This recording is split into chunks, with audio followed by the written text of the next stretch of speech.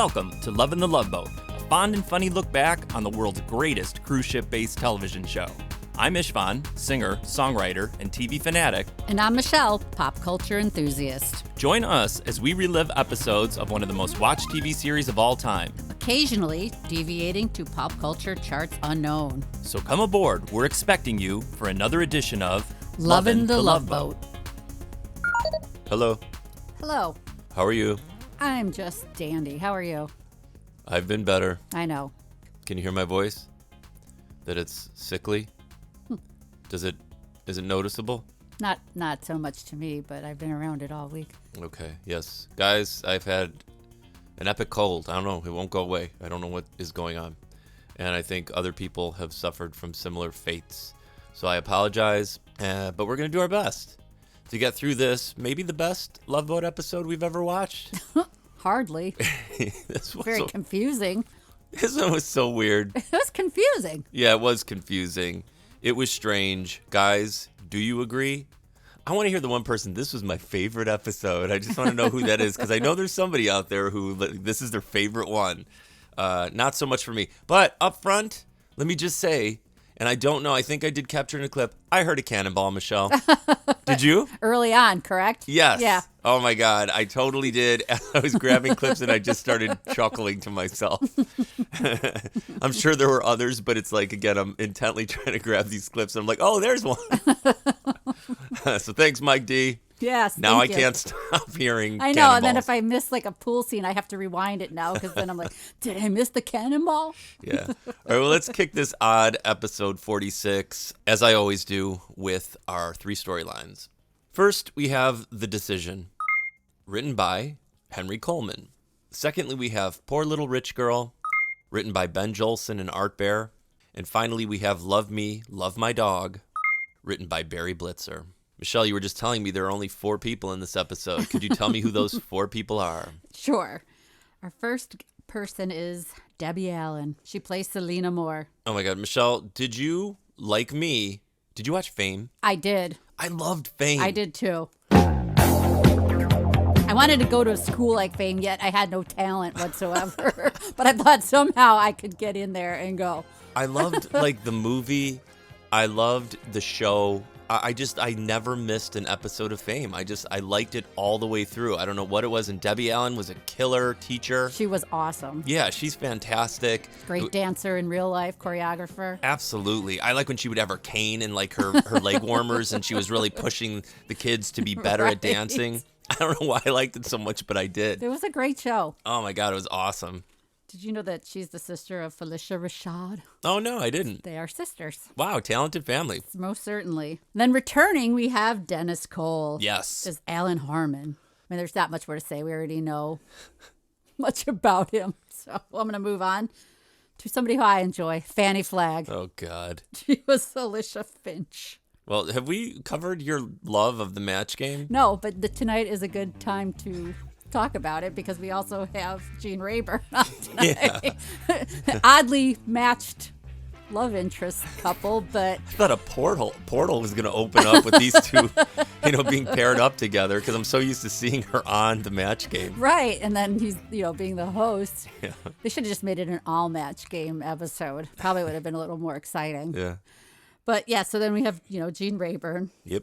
But we have a couple more people. We have Maren Jensen, who was she plays Susan Wells, and she was from Battlestar Galactica.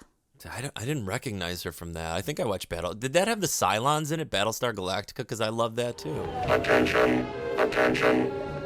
His Eminence, the Imperious Leader, will be with us shortly. His ship has landed at the air dome. I don't remember exactly. I remember watching Battlestar Galactica, but they get confusing because there were a lot of space. There were, and I liked them all, and they kind of all like bled into each other for me. But I think that's where the Cylons were, and they were like awesome.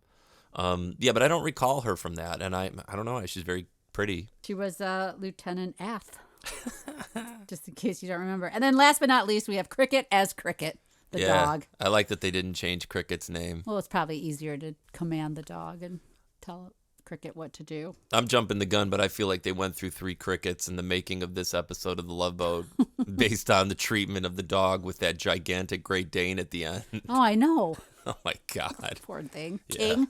Yeah. All right. Let's set sail on this wacky episode. Michelle, everyone is aware that you regret not knowing all of the sneaky things that you could have been pulling off. I don't know why you always cite that you were at age 12, you would be trying to pull these things off. But hey, that's great and that's ambitious. But We're like 10 when this episode aired. based on all of your schemings, would smuggling a dog be one of them? Probably. We had a husky growing up, so it'd be a rather large dog to smuggle. But dogs have been on before. Have they? Yeah, remember there was a dog that trapped Radar in the room? Oh, yeah, I can't remember. Yeah, but that dog wasn't meant to be on I the know. ship. A giant German Shepherd. But it's actually, I was going to say, it's easier for a child to sneak and smuggle themselves on the ship than a tiny dog. Because that dog was barking right from the get-go. Quiet, Cricket. Remember, dogs aren't allowed on the ship. Cricket. Now, if you and I are going to enjoy this cruise together, you've got to cooperate.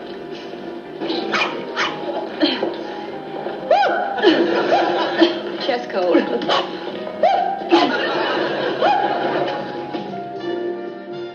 I couldn't remember if Gene Rayburn was like going to be at all like a decent actor because I just associate him with the Match Game and him being like I think he's a great game show host. Most definitely. Maybe one of the best in my opinion. I love him.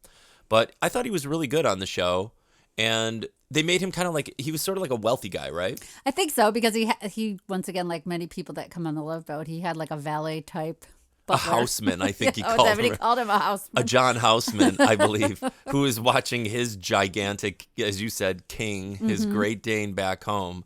But ironically, when he enters the ship, he bumps in to the other dog lover, Fannie Flagg. Yes, sir. May I help you? Yes, I was just wondering if you can direct me to... Oh, excuse me, miss. Ladies first. Oh, well, thank you. It's nice to know that gallantry still exists. One can but try. Oh, I'm Alicia Finch. Welcome aboard. Okay, you and your dog are in cabin 287, Fiat. Dog? Dog? What dog? I believe I heard it too. You know, some people hear things all the time. If you'll pardon me.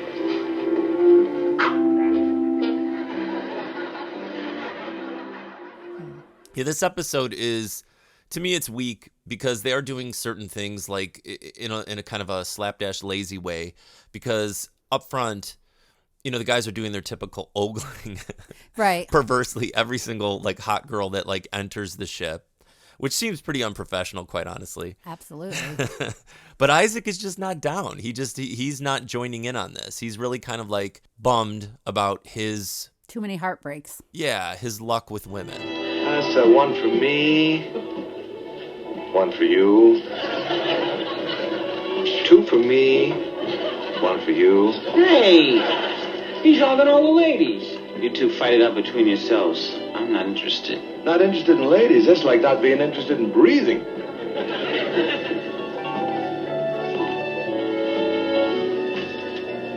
Still not interested?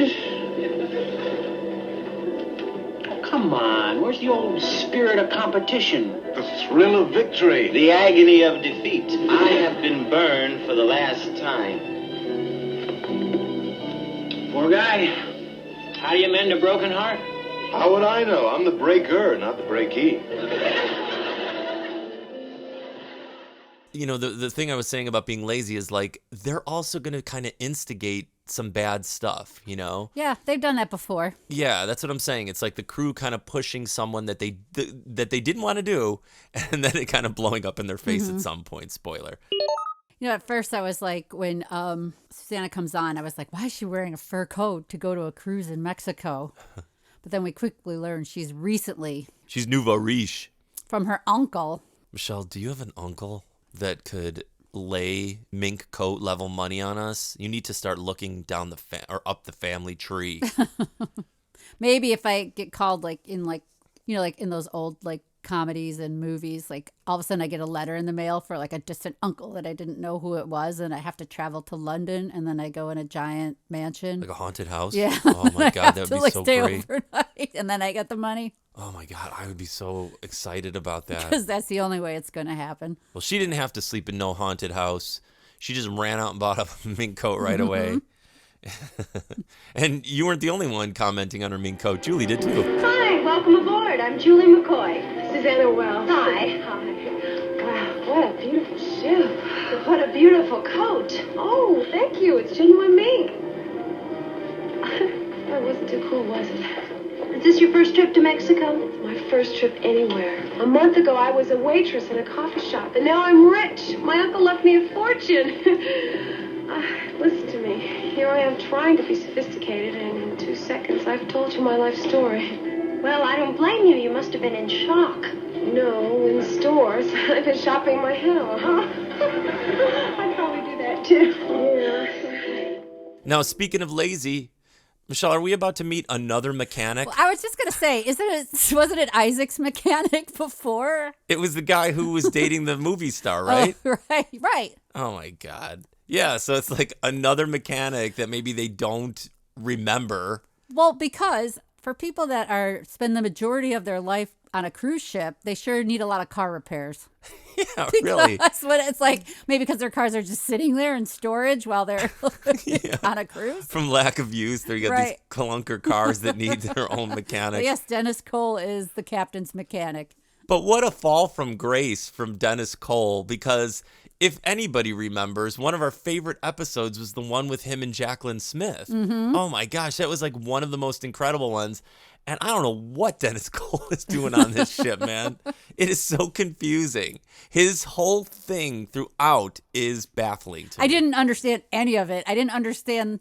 I don't want to like jump the gun here, but I didn't even understand the plot that he and the captain devised together. No. No wonder the captain also didn't recognize him because he was very not memorable on this episode. Captain Stubing. Oh, yes? How are you? Well, looking terrific. Thank you. You look good yourself. Alan Harmon. Sure. Well, it's nice to have you aboard, son. How are things at the gas station? I'm the mechanic that fixes your car. Is it ready yet? Just waiting for the parts to come in.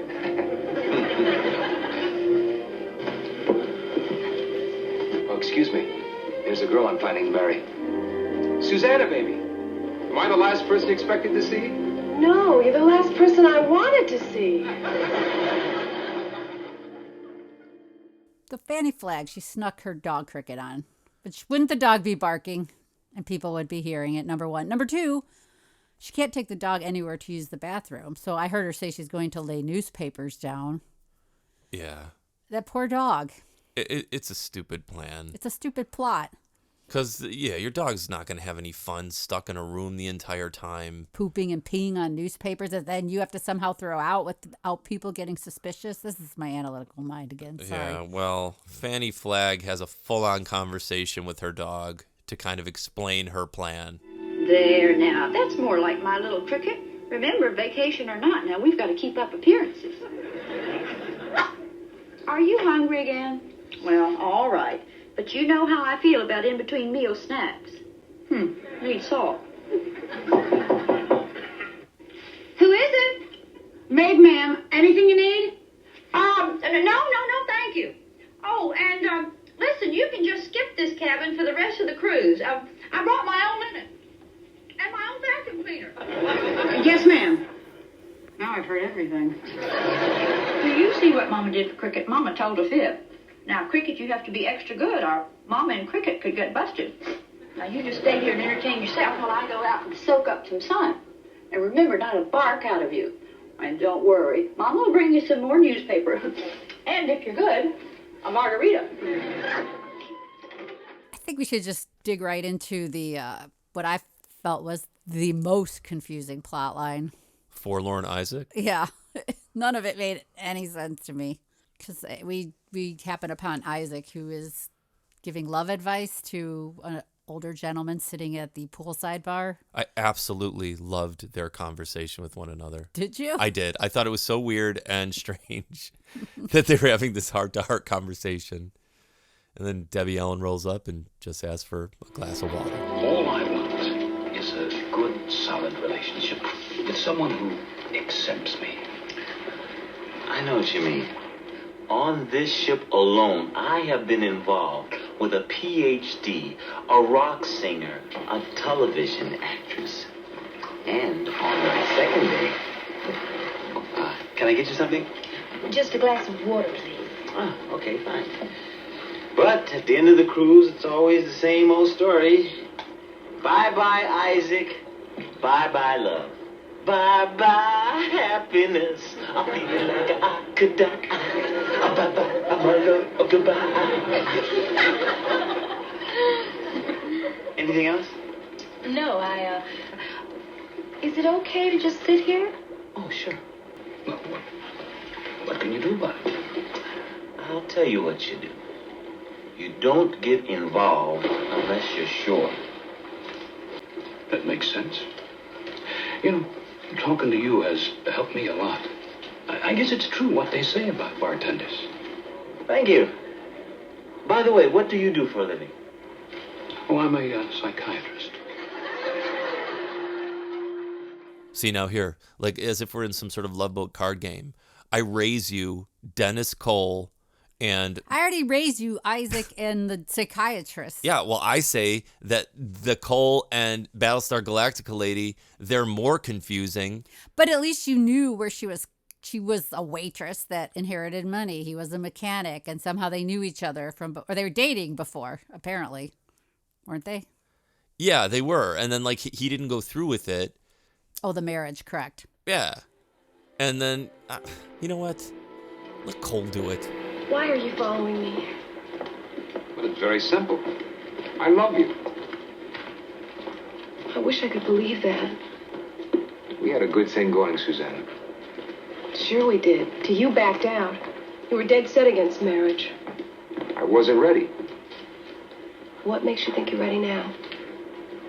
Well, for one thing, I've grown. And so is your bankroll. You're right. You're very simple. Oh, come on. Can't you take a joke? See, I don't get these guys, though, because as this goes along, it makes all the sense in the world that she would be concerned that he is now just interested in her money, and he never does anything to make you think otherwise, ever. He doesn't do anything to make you think anything, period. Like, I don't even feel like his character was just so lackluster. Well, it's lackluster, but everything that comes out of his mouth is a dumb thing about money, where he is thinking about the money all the time. Yeah. So it's like but it's so clunky. I mean, this was... You're right. I mean, now that we're discussing it, this one, I said it, this one was equally confusing, but this episode. Oh my God, it was terrible. It really was. Probably why they had to put a dog plotline into it. It's probably why I'm sick right now. I think this gave me this illness right now, this whole episode. I blame episode 46. Michelle, what did Fannie Flagg do? Well, I always ask you for certain people, what was she known for? I think this just like most people back then, she was an actress and she was on TV shows, but I think she's most noted for the Match Game. How do you become like famous for game show appearances? Brett Summers did. I know, but how? And technically Charles Nelson Riley did. No, he was on all kinds of our favorite Sid and Marty Krofft shows and stuff like that. He was like a known character actor and things. Yeah, but I doubt adults were watching those shows. And then I don't know, but Fannie Flagg had a great head of hair. Yeah, she's like a bit of a feminist, I believe. She's still around. Actually, most of these people are still around. Well, this Fannie Flagg, who's a terrible liar and somehow, waltzes onto the ship even though everybody heard her dog. She comes out, leaving her poor Cricket in a, nest of soiled newspapers. And then she sits next to Gene Rayburn. And they find that they have in common, just like you and I do, a love of dogs. It's true. Do you have a dog? Do I have a dog? First in his class at a Abynian school, a magnificent animal. Do you know he can actually sing, "How much is that doggy in the window?" Oh, dear me, I'm sorry. I must be boring you. Oh, not at all. I love dogs. Well, as a matter of fact, I have one. I knew it. You can always tell a dog person. Uh-oh. Now, don't tell me. Saint Bernard. Close. Yorkie. Well, not a purebred, but a near miss. Excuse my forwardness, but do you have dinner plans? Well, no. May I call for you at your cabin about 7 o'clock? My cabin. Yes. Oh, well, to tell you the truth, I haven't unpacked yet. And it's a little bit messy. Why don't we meet in the dining room? Fine. Now tell me, are you having a problem with fleas? Well, as a matter of fact, yes, especially in hot weather. Or you know what? Maybe you are winning this because you know what? Soon you find Isaac in the Pirates Cove, one of our favorite destinations. Debbie Allen, she comes looking for a drink stronger than water. And she basically confides in him of her, like, some sort of, like, problem she's having in a relationship. He even admits that, like, his advice isn't any better than anybody else's advice, although we've called it downright magical. Yes. But it is so utterly confusing, right? I think so. And Jimmy wants to get married next month. But it was like you were saying. A person has to be sure. Why aren't you? You said he was good to you. Yes, it's very good. Then what? Are you afraid you're going to make a commitment and then he'll walk? No. Hey, Isaac, how'd you like... Oh, hey, excuse us. Look, let's start again. This time in English. I think it's me. I've been through one lousy marriage, and I'm not sure if I'm ready to take on the responsibilities, make the sacrifices. You have to give up so much. That's just a cop-out. When it's right, there are no sacrifices. As much as you give him, he's going to give it right back to you. That's what they call love, Selena. I was right about you. You're beautiful. They get heavy right away. Yeah, but you know what? This is a worthwhile thing. The way that they're talking is good because it is substantive. I'll give them that, right? But the thing is, as far as the laziness is concerned, this is, to me, like when Jimmy Walker came on, right? Oh, no. And Jimmy Walker was the ghost. Yeah. And if she just could have told, wait, what was that man's name? The guy that we like, Greg Morris, was that his name? Like, if she just could have told him what she was upset about, it would have made everything easier. Right. If Debbie Allen would just, we can't reveal what it is yet because it's at the very end. Yeah. If she just would have explained, because she's saying that she has another guy. Yes, she does. She's saying that she's all conflicted and messed up. And then she could have just said, like, I just want to have some fun in the ways that I normally can't, you know? Right. And then I think that's what the guys were, like, encouraging Isaac to do. And it would have solved the whole problem. It's true, because he in the beginning, he started out with it just being a nothing relationship, just like a ship fling. Because ultimately, you guys, Debbie Allen is in a way, maybe unwittingly, leading him on the entire time. Kinda. Which is terrible. Absolutely. Michelle? Mm-hmm. At some point, the young couple are both confiding in different people their dilemma. You know, she's worried that now, you know, this dude's out for her money, and this guy is upset that he is as totally stupid as he is on this episode. And then the captain decides that he's going to get involved. That's so uncharacteristic of the captain, number one. It really is. To plot and scheme. But maybe because he's coming off the tail end of the palm reader lady that he's all like filled with mischief. So he's like deciding to lend a hand to help this couple find love. But his plan is so cockamamie. It makes no sense. It still didn't even make sense at the end. But it worked. But it didn't make any sense. Things can't be that bad. You mean it could be worse? Where's Susanna? Probably down on a cabin stuffing money in her mattress. Oh, it's not her fault, Captain. Every time I open my mouth, I stick my foot in it. Are those real diamonds? I wonder if she's convinced I'm after her money. money makes me so miserable. Maybe I should just give it all away. Well, why don't we start with the Julie McCoy Foundation for the Permanently Broke? Oh, listen to me. Now, if Alan had said that, I would have been mad at him. Now, why can't I trust him? Maybe he does love me. Well, I might as well forget it. She'll never believe I love her for herself. Well, in that case, perhaps you should tack to the leeward instead of the windward. That's terrific.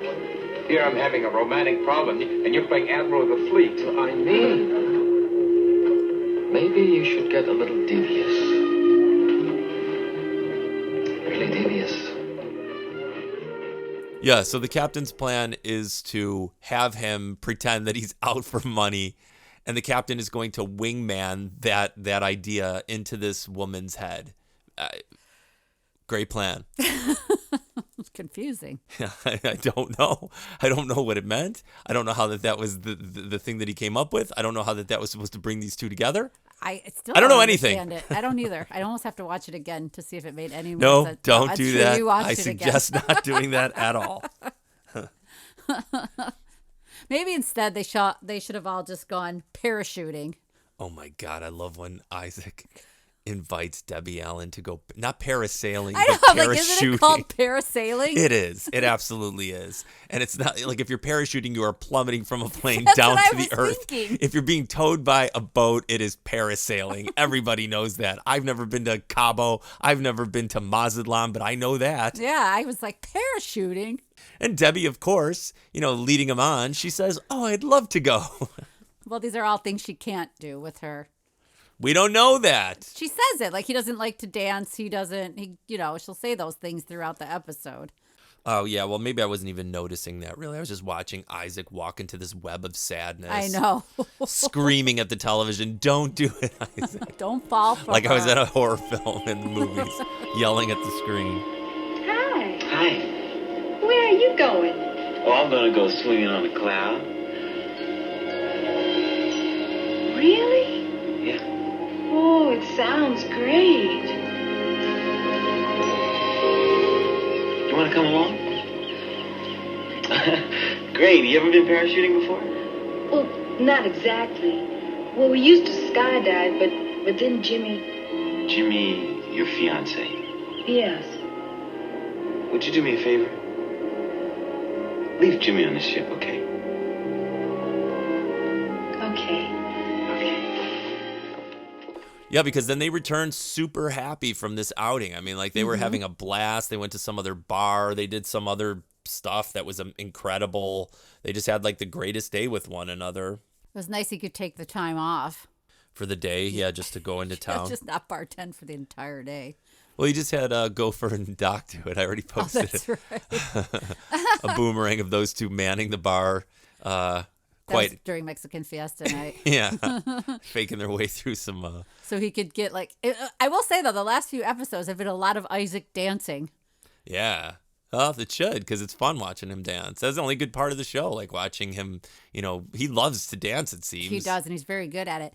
And he got Debbie Allen there, so it's like, And I'm surprised they didn't actually utilize that more. It's true. But not only was Debbie Allen there, did you see who else was there watching them dance? You talking some Johnny Disco? I certainly am. Yeah, he was in the background creeping But around. it was like the most I've ever noticed or seen him. For a while, yeah, he was back. I don't know how Settle I'm going to down. figure it Settle out, but I down. need You're to never figure it gonna. out. I know, I probably will never. Unless we get contacted by like the, great nephew of Johnny Disco saying that was my uncle, here are some photos, which might happen actually. You never know. He was a constant extra on the Love Boat. Well, here's the thing. From the beginning, Isaac was like not into, hitting on anybody. He had almost basically given up because he didn't have the luck in love. And then before you know it, he's telling Debbie Allen how much he's fallen for her. Selena, you know how we were talking about finding the right person? Someone to share everything with? Well, isn't that what we've been doing? I'm crazy about you.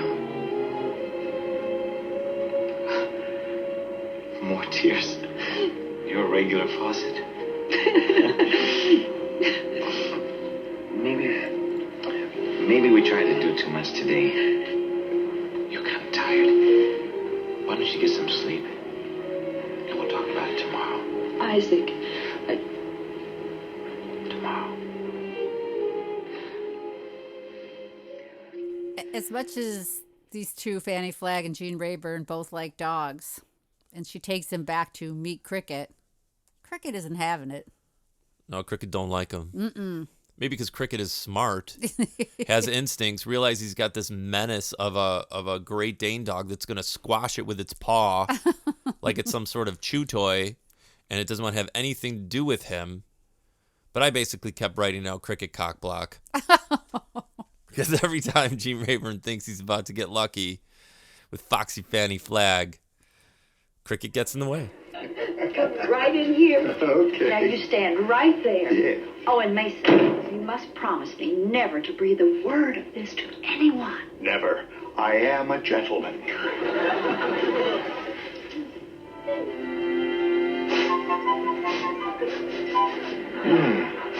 That perfume. I can't describe it. It's like an animal musk. I'm ready, darling. Oh. You're not going to believe this. Okay, open your eyes. All right.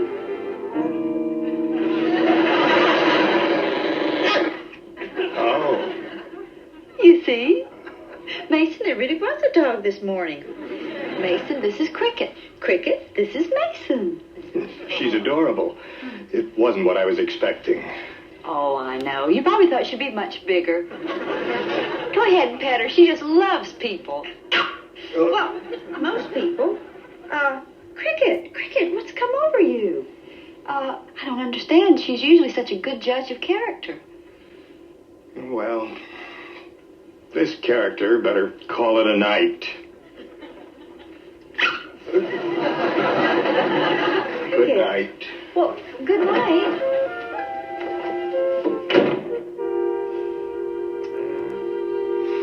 Cricket, come on now. Give me a break. I don't meet that many nice men that you should chase them away. Throughout this cruise, they keep trying to hook up and get together in Fannie Flagg's cabin. But I was thinking, if this dog isn't having it, why not just go to his? Because that would make too much sense. No, instead he's at the pool and he learns that the dog likes Swiss cheese. Yeah, because he's like a wealthy guy, probably has a killer cabin, you know? It's true. Well, maybe because it's like, oh, I got to get back and give Cricket like a soup bone or whatever it is, you know? Swiss cheese. Swiss cheese. And then he orders a Then the dog's going to have all kinds of runs or something like that. You give it Swiss cheese. That's just a treat, not a giant hunk of Swiss cheese. Well, she said it was a treat, but then he shows up with that giant piece of Swiss cheese somehow. Like a full wedge. I know, but still didn't help. Dog still didn't like him. You know, Michelle, mercifully, the cruise starts to come to an end. Mm-hmm. And so, like, you know, these guys, the dog-loving couple, they're walking back after another, you know, evening of dinner or whatever it was, and they're just like, you know, maybe we need to make this happen. And then she assures Gene Rayburn that Cricket would be asleep, like all dogs. They never get up or bark or anything like that. No, they wouldn't hear you walk into a room with no rooms. So they go in to get busy.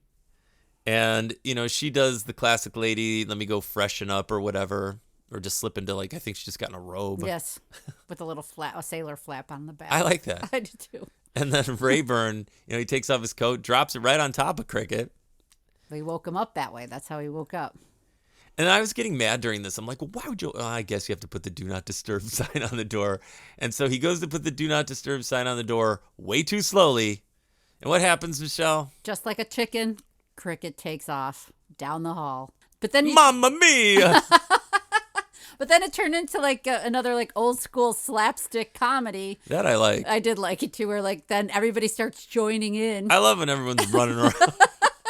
When like it keeps growing and growing, the mob. Yeah, I still like that dumb stuff too. so much. No, I told you, it's like it made me laugh. It doesn't take much to please us, you know what I mean? It's like we're pretty simple, and it's just like this episode aggravated me up until they all start running around, and then Gene Rayburn ends up in the pool. Excuse me, have you seen my dog? Dog? Yes, her name is Cricket, and she's almost a Yorkshire Terrier. There must be a million places she could go. She better not. The captain will have a fit. There she is.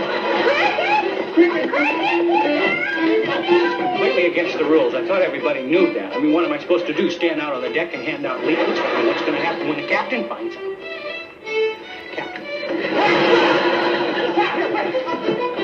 Captain, I think it's wonderful what you're doing for Alan. Well, every once in a while we have to reach out and help our fellow human beings. Otherwise, this world would just go to the dogs. Sure, when you're right, you're right. Did I tell you about this terrific shop I found in Mazatlan? Thank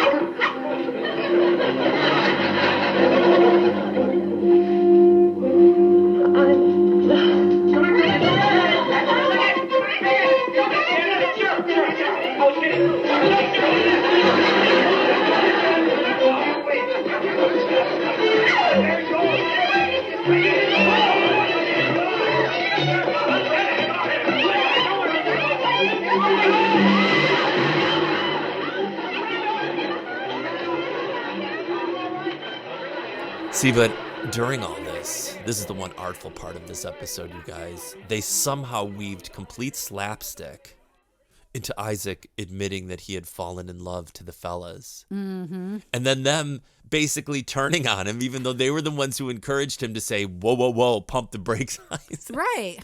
It made no sense. No. I wanted to throw both of them overboard on this episode.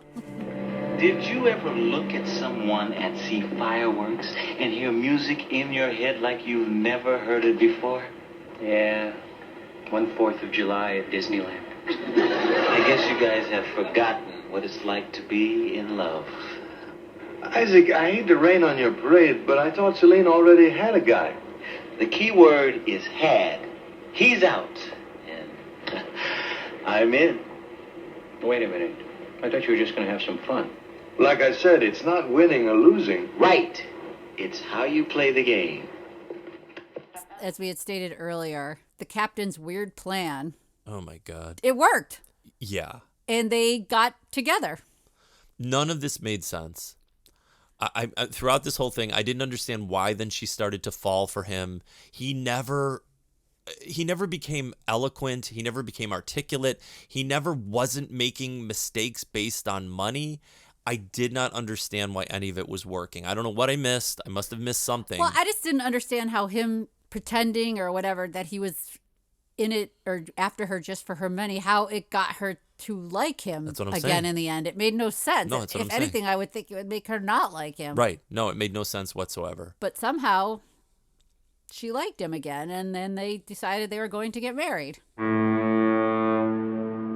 Yeah, because at the end, as they're leaving, Julie kind of like lets the cat out of the bag that this was the captain's grand plan. And it still made no sense to me. It didn't. And why would she say that? Why would she confess to the whole thing? Is thumbs down. So here I am, absolutely madly in love with Alan. Well, I think that's terrific, Susanna. Are you crazy? He admits he only wants my money. Well, sure, but haven't you figured that out? It's all part of the captain's plan. Plan? Sure, the captain saw that you were suspicious of Alan, and he figured, well, if your suspicions were confirmed, maybe you could just relax and give yourself a chance to fall in love. That is downright sneaky. Oh, well, Captain Stooping graduated top of his class at the Maritime Academy of Sneakiness. So, you thought up that crazy scheme? And you went along with it? Well, let me tell you something, Buster. It worked. Yeah, so thankfully they're gone. They're off. I hope that they are happy with one another. He can buy the mechanics business and own it himself, or maybe retire altogether. I have no idea. Right. Not only in this maddening episode does Debbie Allen ultimately lead Isaac on, she doesn't even say goodbye to him. What? After all the romance and fun they had together. Yeah, she just leaves. So Isaac's all excited, like Bring Peter her Brady, flowers. like when he thought that there was a surprise party happening for him, running from room to room. Yeah, he's got like his roses. He's running to her room. Then some old woman answers the door. Housekeeper. Yeah, like Florence or whatever her name was. And then he goes running down, still happy as can be in his matching suit. And then he sees her, right? I like when they're outside. Oh. At least there was a reveal that made any kind of sense on this. True. When Jimmy, a.k.a. Famous Amos, comes rolling up in a wheelchair. And then Isaac understands what the deal was of why they didn't dance and why they didn't parachute and why they didn't whatever else. Oh, thank you, but I prefer chocolate. Listen, have you seen Selena? Yeah, she just left. I'm sorry, Isaac.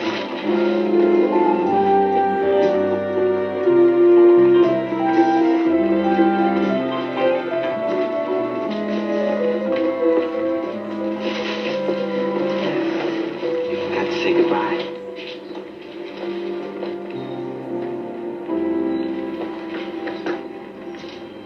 It is goodbye. Oh, Isaac, I can't explain. It would only come out wrong. But believe me, I meant it when I said you were beautiful. You're everything a woman could want. Why? Selena! Jimmy! Oh, Jimmy! Oh.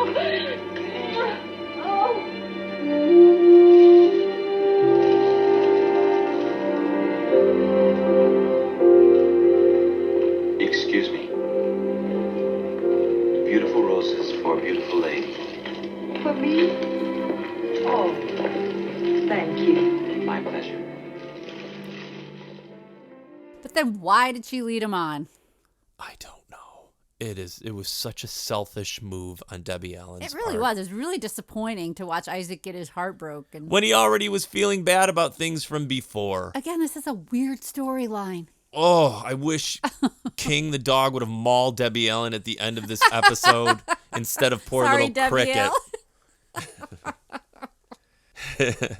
And as we were saying, poor Cricket now, the fate of Cricket is etched in stone. Yeah, right? It will not live much longer when this big lummox of a dog just picks it up in its jaws one day, because as they are leaving, thinking that their relationship will not be, the two dogs, quote unquote, get along with one another. Because all it took was the Great Dane to put a giant paw on crushed little Cricket's I back. hated it so much. I hated watching that. I'm sure I hated that as a child too. Mm-hmm. And that was also terrible. So But they got a happy ending. I guess. Alicia, I couldn't leave without giving you this. A little memento of the time we spent together. Oh, Mason, a sterling silver dog whistle. Goodbye, Alicia.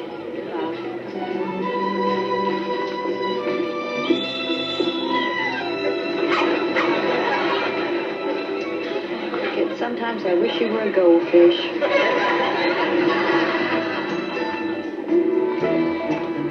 Hello, King. How are you, old boy?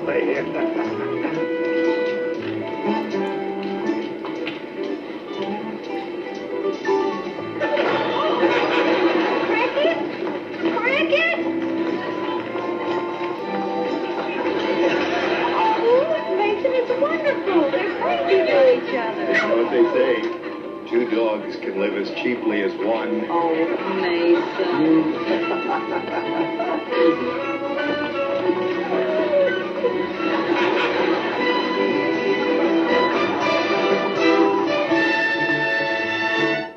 This episode, you guys, I'm not even going to ask you, because if you love this episode, I don't know what to tell you.